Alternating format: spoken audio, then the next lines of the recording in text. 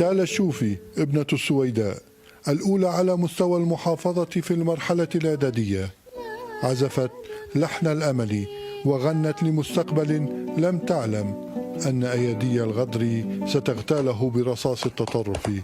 تالا التي كانت أولى شهداء السويداء تشبه آلاف الطلاب الذين أرغموا على ترك مدارسهم بعدما دمرت وهجروا من قراهم قسرا في عملية قتل لأحلام الطفولة التي كانت ترسم مستقبل سوريا بأكمله. كنا ببيوتنا وطلعنا بسبب الإرهاب، وأنا أحب كثير إنه نرجع على بلدنا ونرجع على المدرسة اللي كنا فيها، وأنا أحب إنه أكمل دراستي.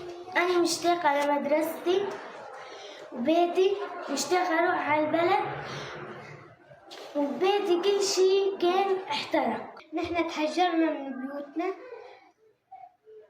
واحترق بيتنا والعابي راحوا وكتبي.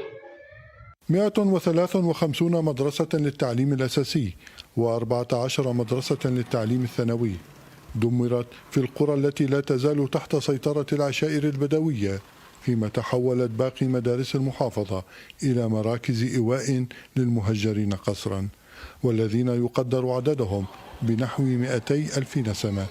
واقع ألقى بظلاله الثقيلة على المسيرة التعليمية وأصابها بالشلل شبه التام. هربنا وجينا على مركز إيواء، وأنا حابة أرجع على بلدي، كنت حابة أصير دكتورة بس احترقت أحلامي. أنا كنت بدي أصير دكتور، أحلامي احترقت مع بيتي، وحابب أرجع على مدرستي وأتعلم. معلمو السويداء يواجهون بدورهم أزمة جديدة، إذ لم يتقاضوا رواتبهم منذ أشهر بعد أن رفضت حكومة دمشق إرسالها لهم، ما خلق ضغطا إضافيا عليهم فوق حصار مستمر منذ ما يقارب الشهرين.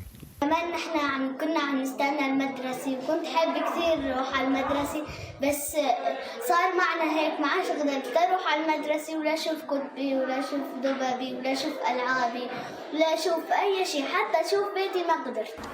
بين شهداء الطفولة والمدارس المهدمة والمعلمين المحاصرين تبدو العملية التعليمية في السويداء على شفا الانهيار، لكن رغم ذلك يبقى الأمل بأن تعود ضحكات الأطفال إلى الصفوف وأن يتحول الحلم إلى مستقبل لا تقتله الرصاصات.